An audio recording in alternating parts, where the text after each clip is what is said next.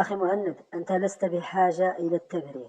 والله العظيم أنت لست بحاجة إلى التبرير. أنت لست في موقف محرج. أنت شخص رائع جدا. أحببناك في الله منذ أن كنت في قنوات بي إن سبورت لسنوات. أحببنا استديوهاتك، أحببنا تحليلاتك الموضوعية، أحببنا كل ما هو فيك. أحببناك، أحببنا ليبيا، أحببنا من أنجبك.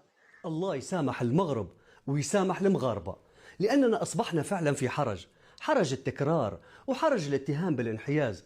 البعض يقول علاش دائما المغرب، وعلاش الحديث المتواصل، وعلاش الأضواء، وكان الإعلام هو من اختار هذا المشهد.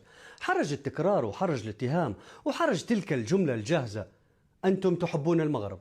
نعم، نحن نحب المغرب، وهذا ليس اتهاما ولا عيبا ولا تهمة ندافع عنها، لكن القصة هنا لا علاقة لها بالحب أو الكره، لأن الحقيقة أبسط وأقسى في نفس الوقت. نحن لا ننحاز، نحن نؤدي مهنتنا. القصة اسمها مهنة، اسمها إعلام، اسمها أمانة الإعلامي. الصحفي، الناقد، المحلل، المتابع في التلفزيون، في الإذاعة، في الصحافة، في الإعلام الرقمي، كلنا نقوم بشيء واحد فقط: نسلط الضوء على من يصنع الحدث. وما دام الحدث اسم المغرب، فكيف نتهرب منه؟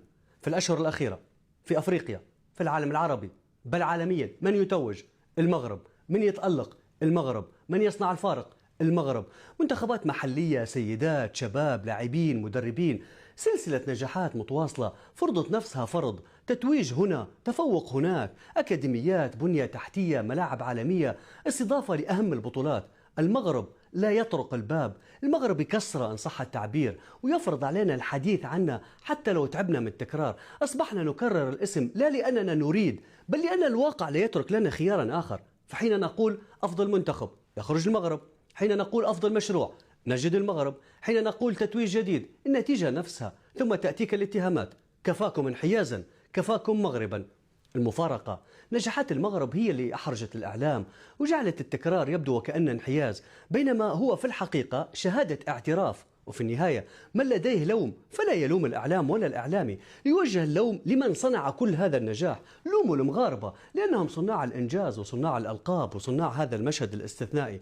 مبروك للمغرب، تتويج مستحق بكأس العرب ينضاف لمسار طويل من النجاحات، ويؤكد أن ما يحدث ليس صدفة، بل نتيجة عمل، تخطيط ورؤية. وفي النهاية نحن لا ننحاز، نحن نضيء، والمغرب اليوم هو الضوء. والقصة واضحة أنها لم تنتهي بعد. مبروك المغرب.